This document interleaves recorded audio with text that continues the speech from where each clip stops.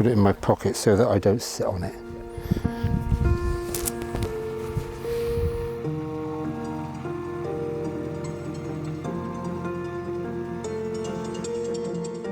So we are back here at Crowcombe Court. This is the very, very last day of the dig. The digger is here to start filling it all in. So just before that happens, we thought we would sit down and have a quick chat with Richard, just to have his thoughts on how it's gone over the last few weeks. Richard, thanks for joining me here on the dig. It's looking a little bit empty now. It is. It's really sad as well, isn't it? And the machine's here. It's already been filling in some test pits. And I'm just doing a bit of fertling just to the last few bits and pieces. You just can't let it go. Can't let it go. There's a few. There's always going to be more questions, you know. But no, just a few bits and pieces while the machine's filling in the test pits. So what happens from here for you then? What with all the information that you've gathered from here? What will you do with all of that? Well, all the finds are back at our store already. We've got a little bit more washing, fines processing to do, and then they'll be separated out into their artefact types, and then they will go off to the various specialists, and hopefully we'll get the results back in the autumn.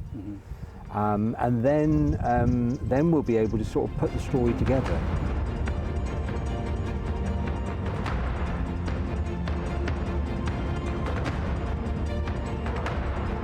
So looking back on the 3 weeks, it was over 3 weeks now, isn't it, since we first came here. Your expectations, and I know at the very beginning the hope was that we would find the manor house and we would be able to say this is exactly where it was.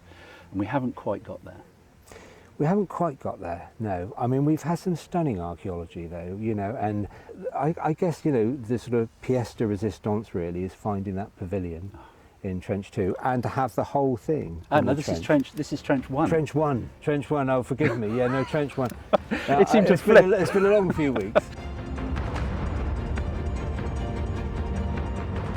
And that was just a beautiful way to finish on Friday with having a little banquet, I guess. Do you know what? I mean, we've been telling everybody about that in the last sort of few days, and it was a wonderful thing to do. And I think that, you know, it was not only it sort of paid sort of homage to, you know, what was here, and we found all those lovely dishes and platters, and the champagne bottles, and that, it conjured that lovely picture of, you know, what sort of those summer evenings and summer days used to be like here back in the 17 sort of, you know, 20s and 30s and 40s.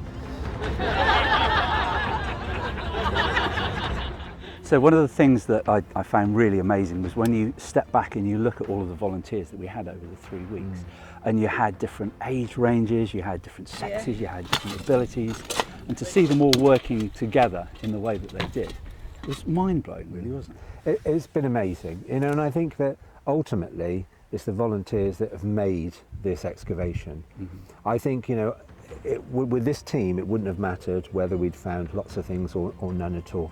The enthusiasm that came from them was incredible. A lifetime dream of mine has been fulfilled by being here. I suddenly realised when I was digging today how I've always wanted to be an archaeologist as a child. And I don't know where that came from, probably watching Time Team. And Friday was the last day for the volunteers. We had Saturday where it was the open day.